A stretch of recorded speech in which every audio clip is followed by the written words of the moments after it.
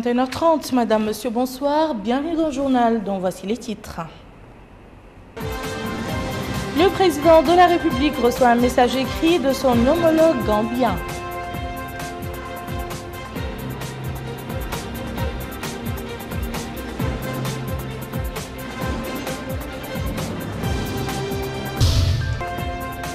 Journée de concertation sur le projet de restructuration du fonds d'aide publique à la presse en présence des acteurs concernés.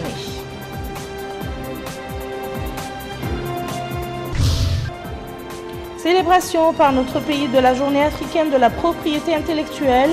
Cette année, l'événement est commémoré sous le thème « La propriété intellectuelle et la sécurité alimentaire en Afrique ». Merci, Madame, Monsieur, de vous joindre à nous. Le président de la République, Mohamed Ould Abdel Aziz, a donc reçu aujourd'hui en audience Ousmane Sonko, ministre gambien de l'Intérieur, envoyé spécial du président gambien El Hadj Yahya Jammeh. Le ministre gambien a remis au président de la République un message écrit du président gambien. L'audience s'est déroulée en présence de Mohamed Ould Ahmed Salem Ould Mohamed Rara, ministre de l'Intérieur et de la décentralisation. Et à l'issue de l'entrevue, le responsable gambien a dit être venu dans notre pays porteur d'un message de son Excellence M. Cheikh El Hadj Yahya Jammeh, président de la République de Gambie, à son frère et ami, son Excellence M. Mohamed Ould Abdel Aziz, président de la République. Le ministre gambien a rappelé l'excellence et la profondeur des relations unissant les deux pays, en plus des facteurs communs partagés par les deux peuples. Le représentant résident du Fonds des Nations Unies pour la population FNUAP achève sa mission dans notre pays. Ouaddougou Ouedraogo a été à cette occasion décoré par le ministre des Affaires économiques et du Développement au nom du président de la République de la médaille de chevalier de l'Ordre du Mérite national en guise de reconnaissance des services rendus au cours de son mandat en Mauritanie. Et au terme de cette cérémonie, le responsable onusien nous a livré ses sentiments. Écoutons-le. Les impressions sont très excellentes. Et je me dois avant tout dire un grand merci du fond de mon cœur à son Excellence le Président de la République pour cette décoration. Quand on est affecté dans un pays, on ne vient pas d'abord au titre d'une décoration. Si ma contribution au développement de la Mauritanie mérite cela, je dois pouvoir leur dire merci infiniment. Merci à tout le gouvernement, notamment les ministres qui étaient nos partenaires de tous les jours et qui ont toujours gardé leurs portes ouvertes pour que nous puissions accéder à eux, poser nos problèmes et trouver des solutions. L'accompagnement a été exceptionnellement très bien et avant de partir, il me faut souligner d'un gros trait le mot merci. Que Dieu vous honore parce que vous m'avez honoré. Le fonds d'aide publique à la presse en voie de restructuration. Les différents acteurs concernés par le projet étaient ce matin en concertation dans le cadre d'une journée organisée par le ministère des Relations avec le Parlement et de la société civile.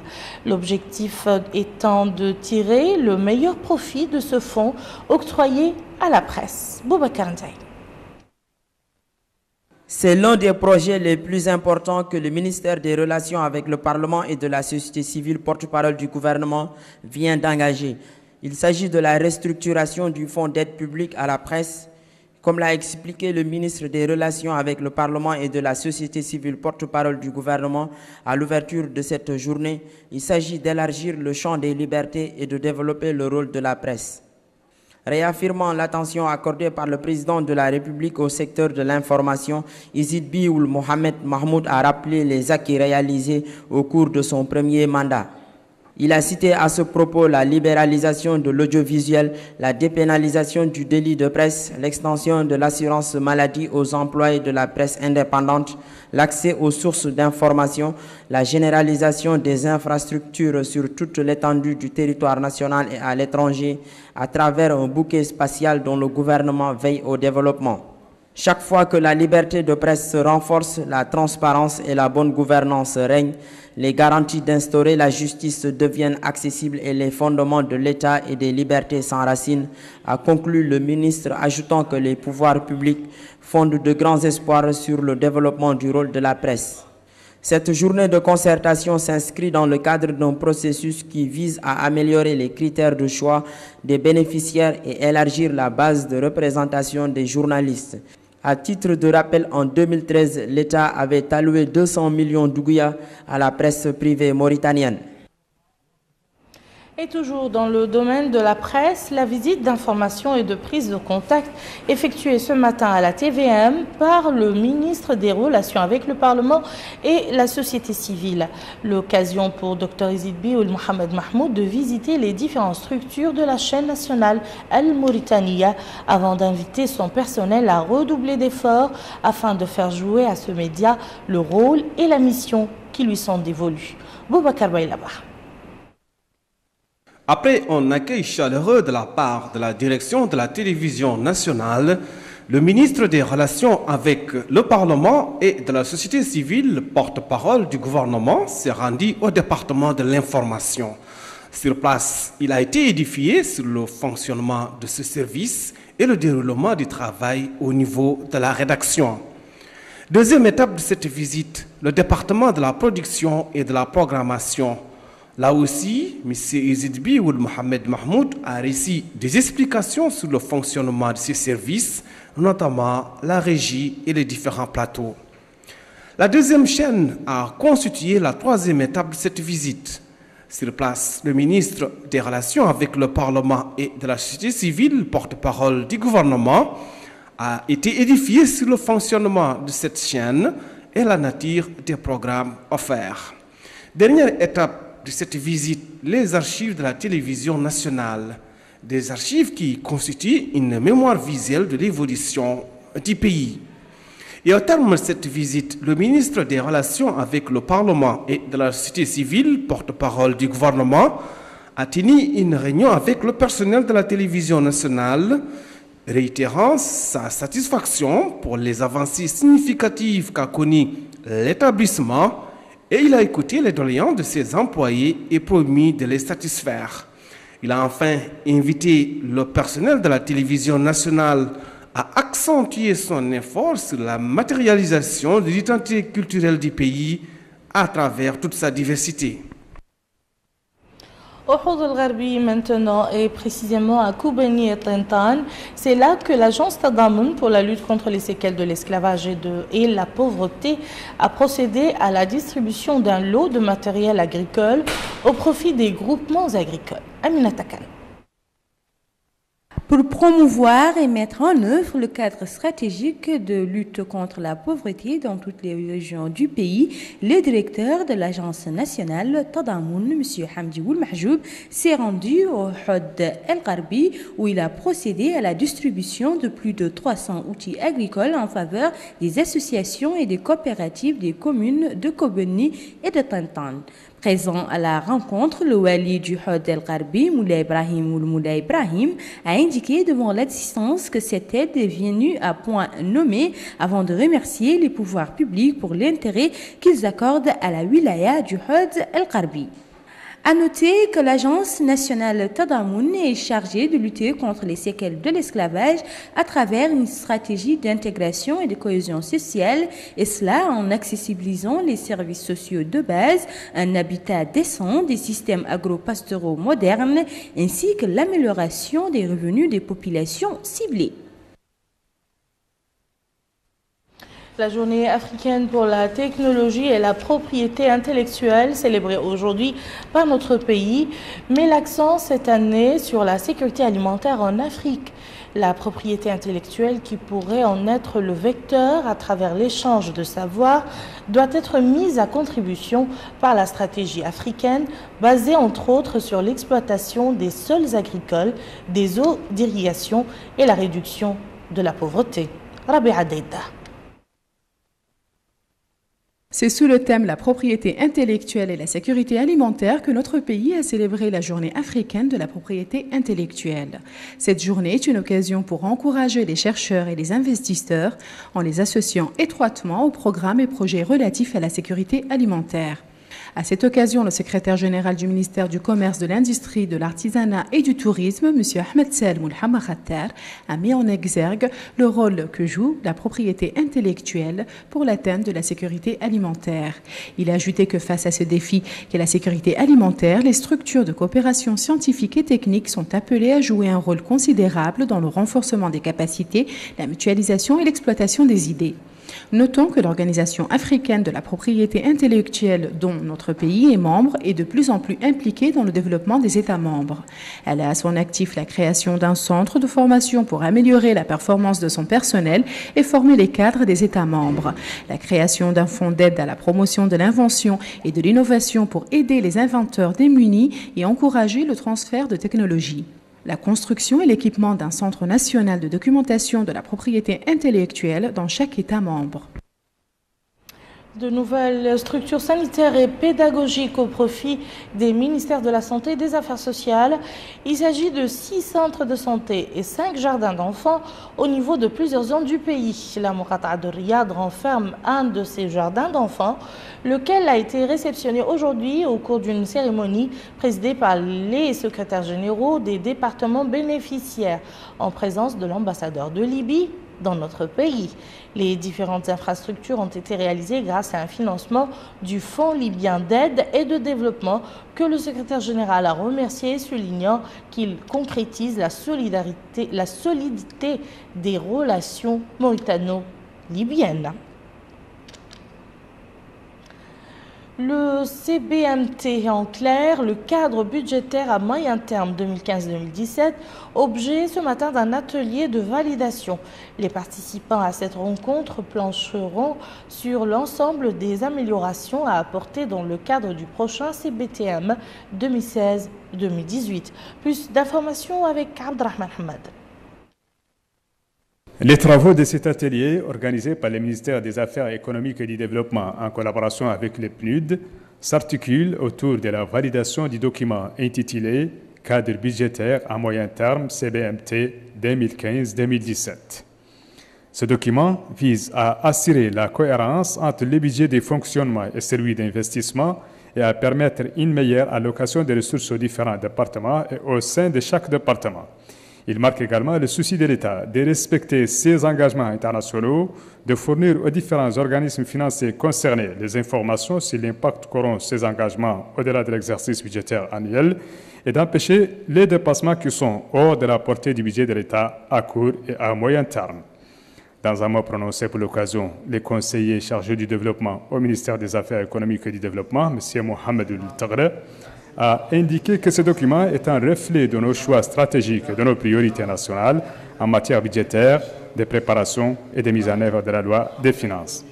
Il est aussi un cadre budgétaire de référence pour la concertation entre le gouvernement et ses partenaires au développement lorsqu'il s'agit de la mobilisation des financements en faveur des investissements nationaux et de l'orientation de ceux-ci vers les secteurs et les activités à haut rendement économique, social et environnemental, a-t-il ajouté. L'atelier qui dure 2 jours est organisé par le ministère des Affaires économiques et du Développement en collaboration avec le PNUD. Ce dernier préconise une opérationnalisation rapide et efficace de CBMT dans les secteurs sociaux. Au regard de l'importance du CBMT, il est important de prendre les dispositions appropriées pour une opérationnalisation rapide et efficace, notamment dans les secteurs sociaux qui ont une certaine expérience dans l'élaboration de ces DMT sectoriels. Les participants se sont répartis en 4 groupes thématiques. Groupe 1 et 2 chargés du cadrage macroéconomique, recettes et dépenses. Groupe 3 et 4 sont chargés des investissements et alignement du budget sur la stratégie nationale avant de procéder à une réflexion sur l'ensemble des améliorations à apporter dans le cadre du prochain CBMT 2016-2018. Une opération de vente aux enchères de terrains à usage commercial a eu lieu ce matin au siège de la société Iscan. Les lots soumis à la vente se trouvent le long de l'axe de l'avenue de la Résistance. La première phase de cette vente aux enchères concerne plus de 140 parcelles. Le point avec Mohamed Abdallah Yab.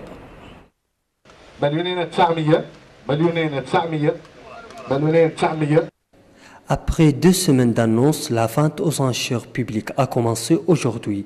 Il s'agit de la commercialisation des parcelles de terrain à usage commercial, situées tout au long de l'avenue Résistance, dans les Muqata'a de Toujounine et d'Arnaïm. L'opération s'est déroulée en présence d'un public hétérogène qui s'est rencontré ce matin au siège de la Société nationale ISCAN, celle qui supervise ce programme. La séance d'aujourd'hui a connu la commercialisation d'environ 30 parcelles sur 141 destinées à la vente dans un premier temps. Selon les participants interrogés, l'opération est fluide, transparente et crédible. Ce sont des investisseurs nationaux qui souhaitent contribuer à l'essor du secteur foncier. Ils affichent leur satisfaction quant aux dispositions prises récemment pour développer ces domaines très importants. La procédure de vente aux enchères publiques est définie par l'accord signé en date du 27 octobre 2013 entre le ministère des Finances et le ministère de l'Habitat, de l'Urbanisme et de l'Aménagement du Territoire d'une part, et la Société nationale ISCAN d'autre part, relative à la commercialisation des parcelles de terrain à usage commercial. Cette mesure fait partie d'une série de réformes adoptées par l'État afin de redresser le secteur de l'habitat. Nous estimons aujourd'hui que nous avons été à la hauteur de notre mission. S'agissant de la vente proprement dite, je crois que c'est une nouvelle Mauritanie, c'est une nouvelle manière de voir les choses. Il faudrait tout simplement que tous les citoyens mauritaniens, où qu'ils soient, quels qu'ils soient, puissent bénéficier d'une parcelle. Qu'elle soit commerciale, industrielle ou d'habitat, le citoyen mauritanien a le droit d'avoir une parcelle. Celles qui n'ont pas été données gratuitement par l'État le sont par l'achat. Les parcelles vendues seront remises à leurs propriétaires à la fin du mois d'octobre. De son côté, la Société nationale ISCAN s'est donné un nouveau rendez-vous avec sa clientèle. Ce sera le mercredi prochain pour une nouvelle séance. La communauté urbaine de Nouakchott a lancé cet après-midi à partir de la Muqata'a de Riyad 2 opérations simultanées. La première porte sur le traitement des zones infectées par les moustiques et la deuxième sur la sensibilisation des citoyens en vue de contribuer à cet effort qui durera 2 semaines. Moussa Ndiaye. C'est à la Muqata'a de Riyad que la communauté urbaine de Nouakchott a lancé sa campagne de sensibilisation pour rendre Nouakchott une ville propre d'une part et d'autre part faire respecter les espaces publics en interdisant la divagation des animaux tout en réorganisant les activités des commerçants ambulants.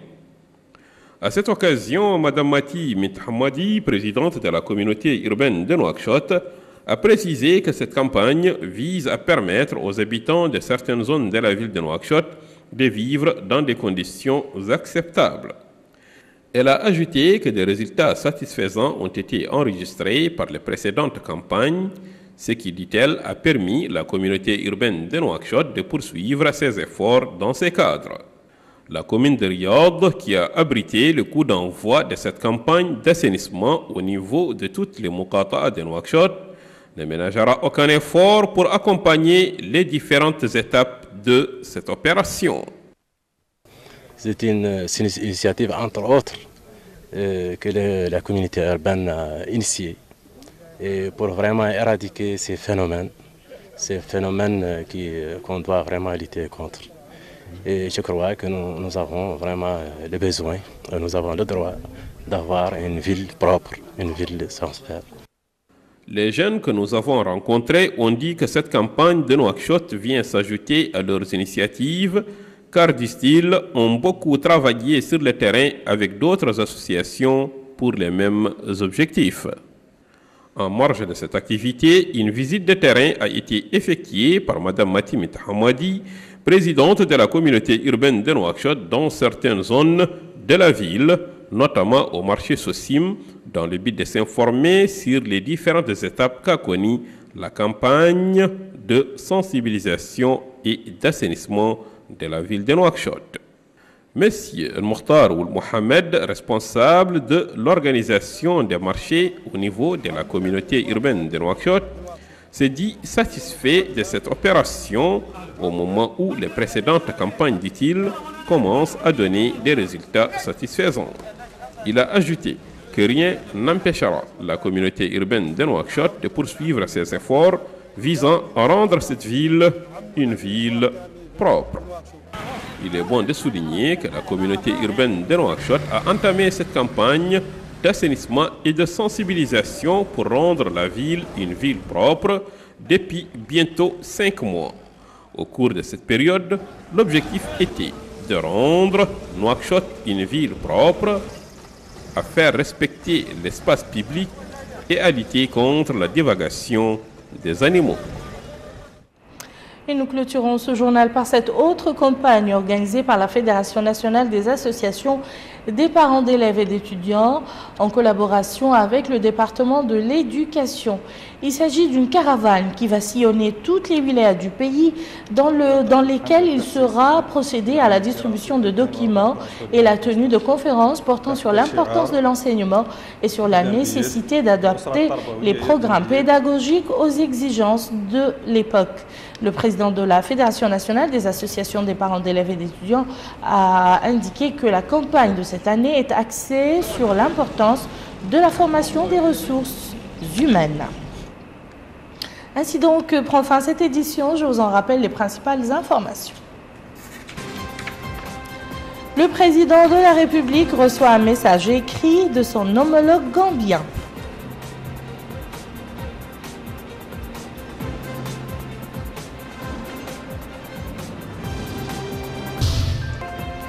Journée de concertation sur le projet de restructuration du fonds d'aide publique à la presse en présence des acteurs concernés.